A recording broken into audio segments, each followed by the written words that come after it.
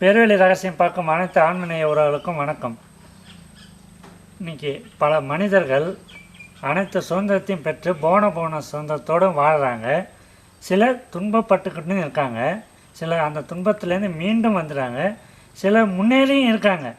ஆனால் இப்படி 3 நிலையில் மக்கள் இருந்தாலும் அவர்களுக்கும் துரதிர்ஷ்டவசமாக சில காரணங்களால் ஒரு மின்சாரம் தாக்கியோ ஒரு விபத்து ஏற்பட்டோ மேலும் சில இடர்களாலும் அசம்பாவிதங்கள் நடக்கிறது.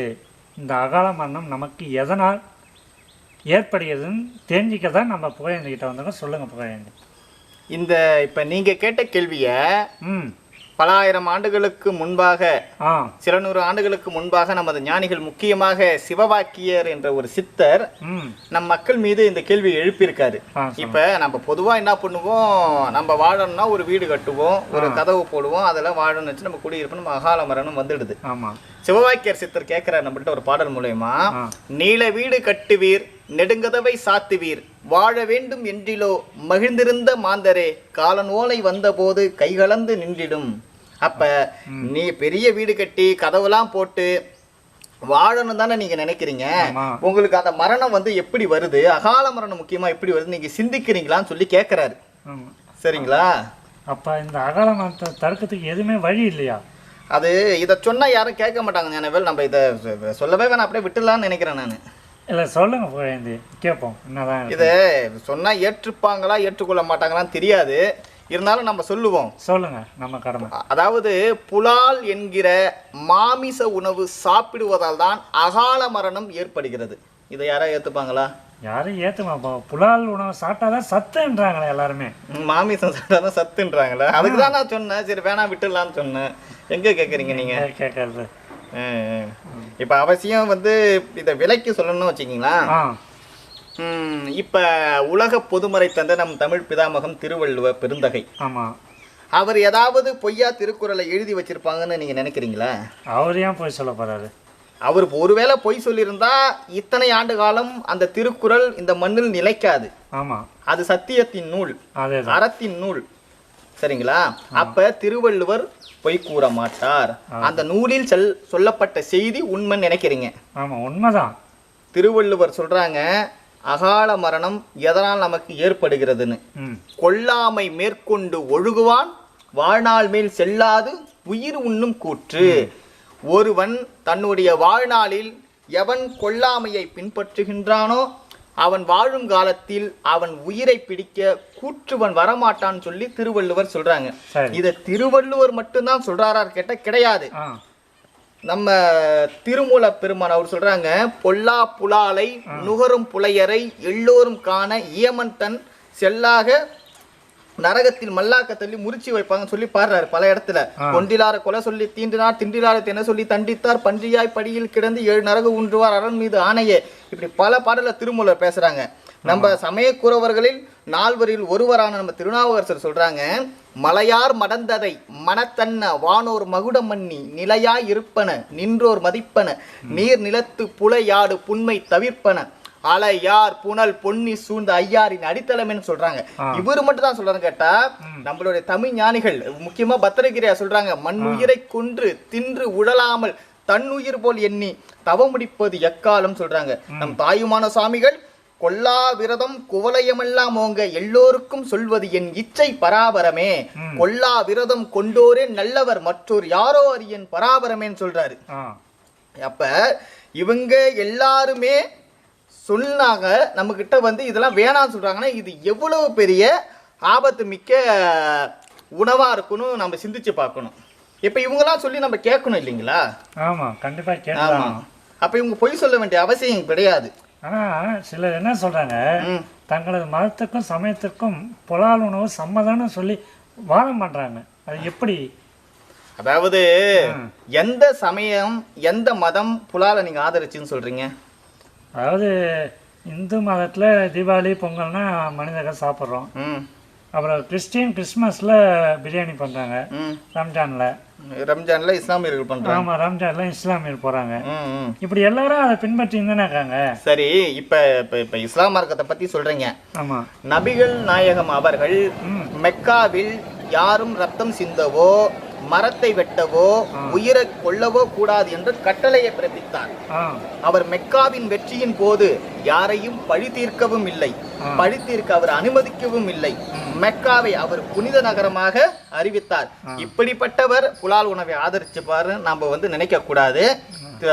இஸ்லாமியர்களின் புனித நூலான திருக்குரான் சொல்லுது, நீ பலி கொடுக்கும் இரத்தத்தையும் தசையையும் அல்லாஹ் விரும்பவில்லை, அவர் உன் நம்பிக்கையை பெரிதும் எதிர்பார்க்கிறார்னு திருக்குரான் நமக்கு சொல்லுது. மேலும் இன்னொரு இடத்துல திருக்குரான் சொல்லுது, பூமியில் வாழும் எந்த உயிரினமானாலும் தமது ரெக்கையால் பறந்து செல்லும் எந்த பறவையானாலும் அவை உங்களை போன்ற சமுதாயங்களை என்கிறார் நபிகள் நாயகம். சரிங்களா? இதையும் தாண்டி இப்ப கிறிஸ்துவ மதத்துல அவங்க கிறிஸ்துமஸ் ஆனா சாப்பிடறாங்கன்னு சொன்னா அது என்ன காரணம் கேட்டா ஒரு புரிதல் இல்லாத ஒரு தன்மை தான். இயேசுநாதர் சொல்றாங்க, அது முக்கியமா அவங்களுடைய புனித நூலான பைபிள்ல சொல்றாங்க, கொலை செய்யாமல் இருப்பாயாக என்கிறது பழைய ஏற்பாடு. இரக்கம் உள்ளவர்கள் பாக்கியவான்கள், அவர்கள் இரக்கம் பெறுவார்கள் என்கிறார் இயேசுநாதர். இதோடு மட்டும் கிடையாது ஞானவேல், பௌத்த மதத்தை தோற்றுவித்த புத்தர் சொல்றாரு, மாமிசம் துர்நாற்றத்தை உடையது, அருவருக்கு தக்கது, அறிவுக்கு கீழ்ப்பட்டவர்களே அத்தகைய உணவை உண்பார்கள் என்கிறாரு. மகாவீரர் சொல்றாரு, அன்பு என்பது உயிரின் இயல்பு, ஆகவே எல்லா உயிர்களிடத்திலும் அன்பாக இருங்கள் என்று சொல்றாரு.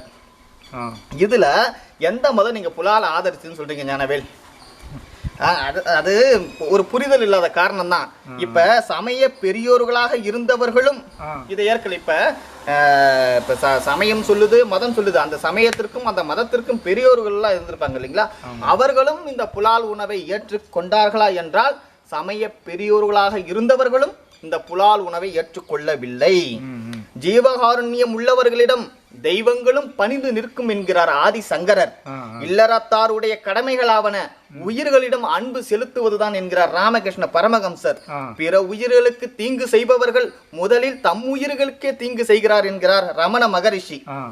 புலையும் கொலையும் களவும் தவிர என்று கொன்றை வேந்தனில் நம் பாட்டி இந்த புலைக்கு தான் முதலிடம் தருகிறார். சரிங்களா? இப்படி எந்த மதமும் எந்த சமயமும் புலாலை ஆதரிக்கவே இல்லை. அப்படி என்றால் அது எவ்வளவு பெரிய ஆபத்தை, எவ்வளவு பெரிய பேராபத்தை நமக்கு தரும் என்பதை நாம சிந்திக்கணும். சரி, இந்த இடத்துல எனக்கு ஒரு சந்தேகம் வந்து, சிலர் தங்கள் மதத்தையும் நம்மள சமயத்தையும் நம்மள கடவுள் மீது நம்பிக்கை இல்ல, நான் நம்பிக்கை வைக்காத எதன் மீதும் நான் நம்பிக்கை வைக்க மாட்டேன். அப்ப அவங்களும் அகால மரணம் அடைகிறாங்களா? அவங்க தப்பிக்கிறது என்ன வழின்னு கேக்குறாங்க. அதாவது ஞானவேல், இப்ப சமயத்தின் மீதும் மதத்தின் மீதும் அருளாளர்கள் மீதும் ஏன் கடவுளின் மீதும் நம்பிக்கை இல்லாமல் இருக்கின்ற நாத்திக மனிதர்கள் அவர்கள் அறத்தின் மீது நம்பிக்கை வைத்தாக வேண்டும். அறத்தின் மீது அவன் நம்பிக்கை வைக்கவில்லை என்றால் அவன் மனிதனே கிடையாது. சரிங்களா? அப்படியேப்பட்ட உலகத்தின் மிகப்பெரிய அறநூலான திருக்குறள் சொல்லுது, கொல்லான் புலாலை மறுத்தானை கைகூப்பி எல்லா உயிரும் தொழும் என்கிறது. கொல்லாமை நன்று கொலை தீது என்கிறது சிறுவஞ்ச மூலம். கொல்லான் உடன்படான் கொள்வார் இனம் சேரான் என்கிறது ஏலாதி.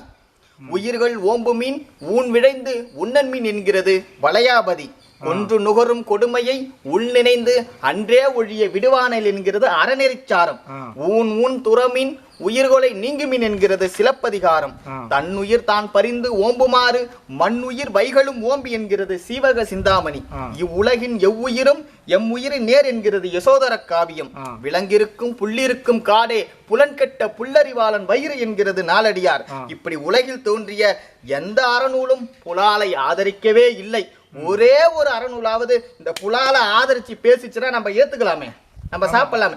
இப்படி சமயமும் மதமும் மார்க்கமும் அறநூல்களும் அருளாளர்களும் யாருமே இந்த புலாலை ஏற்றுக்கொள்ளவில்லை. அந்த அளவுக்கு இதை இவ்வளோ வன்மையா கண்டிக்கிறாங்கன்னா நாம இதுல இருக்க ஆபத்தை நல்லா தெளிவா தெரிஞ்சுக்கணும். சரி, இவையெல்லாம் தாண்டி யார் சொல்வதையும் நான் கேட்க மாட்டேன் அப்படின்னு சொல்லிக்கிட்டு சில பேர் இருப்பாங்க பாத்தீங்களா. யார் சொல்வதையும் நான் கேட்க மாட்டேன் என்று இருப்பவர்கள், அவர்களிடம் நாம் சொல்லிக் கொள்வது ஒண்ணுன்னா அதுல ஒண்ணு மட்டும் நிச்சயம், இந்த அறநூலை எழுதியவர்களும் இந்த சமய மதத்தை தோற்றுவித்தவர்களும் இறைவனால் வருவிக்கப்பட்டவர்களும் கடவுளுடைய அருளை பெற்ற இவர்கள் அனைவர்களும் மூடர்களாக இருக்க வேண்டும். யார் சொல்வதையும் நான் கேட்க மாட்டேன், நான் சாப்பிடுவேன்னு சொல்றாங்க பாரு, அவங்க அறிவாளியாக இருக்கணும்.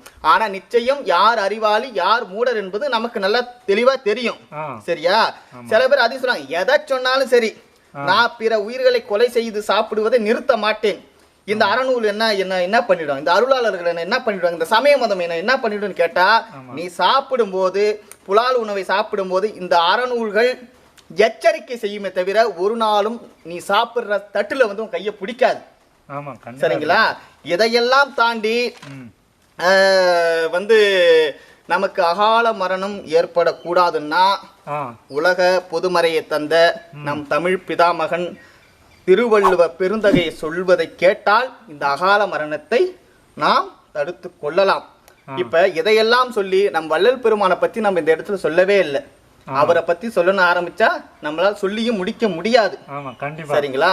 அதனால் அகால மரணம் நமக்கு ஏற்படக்கூடாது என்று விரும்புபவர்கள் உயிர்மை நேயத்துடன் ஆண்மை நேய ஒருமைப்பாட்டுடன் சாத்வீக உணவை உட்கொண்டு தங்கள் ஆயுளை விருத்தி செய்ய கொள்ள வேண்டும் என்பது அருளாளர்களுடைய மிகப்பெரிய விருப்பம், அறநூல்களுடைய மிகப்பெரிய விருப்பம்.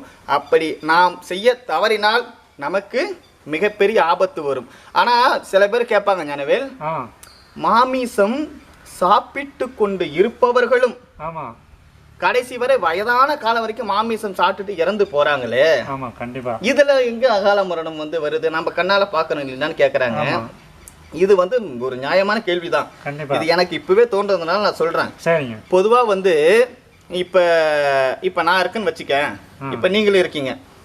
நமக்கு வந்து அரிதற்கு அரிதான மிகப்பெரிய மானிட தேகத்தை இயற்கை கொடுத்து நமக்கு ஒரு வீடு கொடுத்து ஒரு விவசாய பூமியை கொடுத்து நம்மை பள்ளி கல்லூரி எல்லாம் போய் கல்வி கற்க வச்சு நம்மளை இயற்கை இந்த அளவுக்கு ஒரு அழகு பார்க்குதுன்னு வச்சுக்கோங்க. இப்படி இருக்கும்போது இயற்கை எதுவுமே இப்ப நாம வந்து செஞ்சு வாங்கல, எல்லாருமே கொடையாக இந்த இயற்கை வழங்கியதுதான். இப்ப நான் ஒரு நாளைக்கு 100 பசுமாட்டை கொலை செய்யறேன்னு வச்சுக்கேன், 1000 ஆட்டை வெட்டுறேன்னு வச்சுக்க, ஒரு 10,000 பண்ணியை நான் கொலை பண்றேன்னு வச்சுக்கோங்க.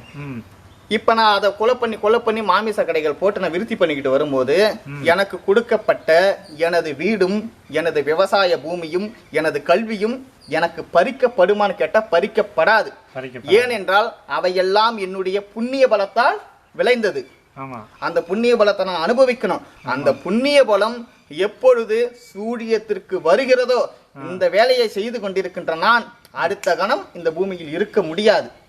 சரிங்களா? இப்ப ஒரு 2 வீலருக்கு ஒரு 50 ரூபாய்க்கு பெட்ரோல் போறோம்னா ஒரு 5 கிலோமீட்டர் போகும். அதுவே 1000 ரூபாய்க்கு போட்டோம்னா அது பல கிலோமீட்டர் போகும். அப்படி தனது ஆன்மாவில் புண்ணிய பலத்தை சேர்த்து கொண்டவர்கள் அந்த புண்ணிய பலம் கரைகின்ற வரை அவர்கள் எந்த பாவ செய்களை செய்தாலும் அது தன்னுடைய வேலையை காட்டாது. அதே மாதிரிதான் இப்ப ஒரு வண்டியில எண்ணெய் போட்டுக்கிட்டு நம்ம ஒரு கோயிலுக்கு போறோம்னா அந்த வண்டி போகும். அதுவே டாஸ்மார்க்கு போனாலும் டாஸ்மார்க்கு போறான்னு அந்த வண்டி நின்றுடுமா? கண்டிப்பா நிக்காது. மாமிச கடைக்கு போனாலும் போகும். எங்க போனாலும் அந்த வண்டி போகும். அதே மாரி தன்னுடைய ஆன்மாவில் புண்ணிய பலத்தை சேர்த்து கொண்டு இருக்கின்ற மனிதர்கள் பாவ செய்களை செய்யும் பொழுது அது தன்னுடைய வேலையை காட்டுவது கிடையாது. ஆனால் தன்னுடைய புண்ணிய பலம் எத்தனை சதவீதம் நமக்கு இருக்கிறது என்பதை நம்மால் அறிய முடியாது. அப்படி சூரியத்திற்கு வரும்போதுதான் இந்த அகால மரணம் நேரிடுகிறது. அதனால் அகால மரணம் வேண்டாம், நமக்கு ஏற்படக்கூடாது என்று விரும்புபவர்கள் சத்தியமாக புலால் உணவை தவிர்த்து சாத்வீக உணவை உட்கொண்டு தங்கள் ஆயுளை விருத்தி செய்து கொள்ள வேண்டும் என்று கேட்டுக்கொள்கின்றோம். இந்த செய்தியை பார்த்து மகிழ்ந்த நமது ஆன்மநேய உறவுகள் அனைவருக்கும் எங்களது மனமார்ந்த நன்றியை தெரிவித்துக் கொள்கிறோம். அருட்பெரும் ஜோதி அருட்பெரும் ஜோதி தனிப்பெரும் கருணை அருட்பெரும் ஜோதி. எல்லா உயிர்களும் இன்புற்று வாழ்க, கொல்லா விரதம் குவலயமெல்லாம் ஓங்குக.